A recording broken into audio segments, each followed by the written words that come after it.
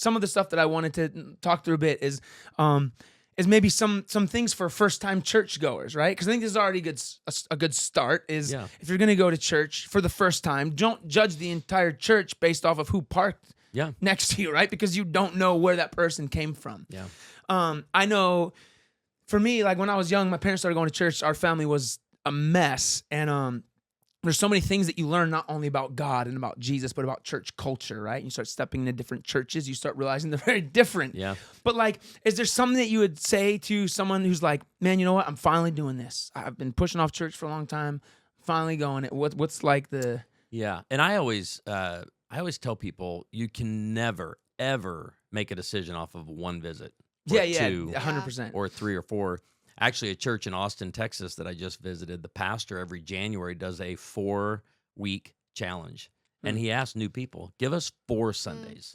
Wow. You'll get a better understanding of who we are after 4 Sundays. Yeah. Because 1, you could have a guest speaker. 2, they may have to have a family talk. Whereas I have something I have to address, and this affects our church family, people that call this home, knowing we may, in Woodland Hills, have hundreds of tourists, that don't really... which is another thing that I guess I never thought about that. That gives you an extra thing to think about now, because your first time people are people who are coming to a place ready to be entertained already, right? Yeah. They're here on vacation. Yeah. Never thought about that. So we kind of put the emphasis on being a local church. From the very beginning, 23 years ago, we said we are going to target locals. We're grateful when the tourists show up. We're grateful when other people are there, and always enjoy engaging with them and having conversations with them. But we want people visiting, like, hey, give it some time. And in last night, I even said, because you have some people that show up with their books and their CDs, and they need you to know about what they do, and they need to see how they're going to fit their agenda into the church. And I always tell them, and last night I felt this with a couple people, so I said, hey, tonight we're inviting you to take a step, not all the steps. Like, some of you want to be an elder, and you haven't, you've been here 3 weeks. So like take a step, and that's, I give that advice to new people all the time. There's no rush. Yeah. Like, there's no jump in here and you're in charge. Yeah. Like, get to know us. Let us get to know you. This is how friendships form and how family grows. And so. No, it's great. Yeah. We actually went to a church in California where there was this old guy there. He was hilarious, and he just wanted to be involved in everything. He thought he was an elder. Like, they would say, hey, we're going to have the elders come. Bro, I got 100 of those. He would walk to the front, and they didn't have the heart to tell him he wasn't an elder. They would say, hey, can we have leadership come up? He would come up. Hey, can we have the prayer team come that's up? awesome. The board. That is great. And they called up the board. He was standing up there with all the board members. So they couldn't tell him. Oh, I love that, though. just I a love that sweet- your church embraced that. They to be were like, so sweet. we'll go with it. Yeah. Until he man. starts giving really bad advice. Yeah. People They don't start- let him talk. Yeah, don't give him a Shipwrecking mic. their lives.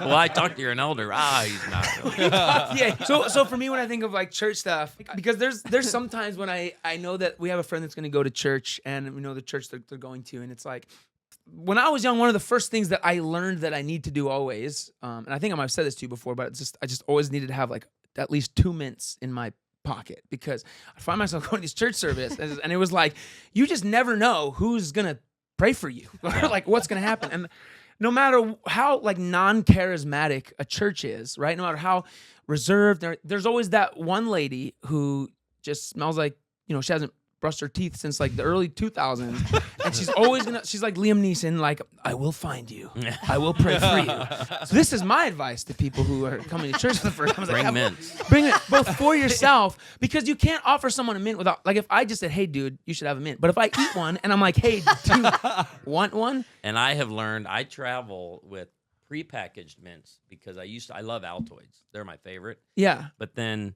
you open them to someone and they're like, I'm going to touch every single one of them to get the one that I want. This so is I what do prepackaged See, look. lifesavers. Everyone's looking at me like, why is Dustin talking about mints? Mints are a big thing in the church. Sure. But I'm grateful. And you're because- definitely not worshiping to this is the air I breathe. That's not This is the air I breathe. It's good though, because I won't be back. Wait, just so you know, they made a new Altoid thing because I was at a prayer meeting last night. Wait, what? Yeah, they made a new one because my girlfriend offered me one, and I'm the dummy that stuck my finger in it. If you ever get offered the whole tin, that's because you were inappropriate with the with the mints. I don't need you touching all of them to get like, your mint actually, out. just take the whole thing. Just take it. Look, I've never left the $4. church because of this, but I have super ADHD. Okay, I'm like hyper aware of the things that I shouldn't be paying attention to. Right. And so this does. So maybe this would be my advice for people with ADHD. I like how you're like wondering if you can laugh at this because there's a lady in your church right now, probably, most likely. I don't know. You're dealing with something. A bigger issue for me is just the person who gets too close.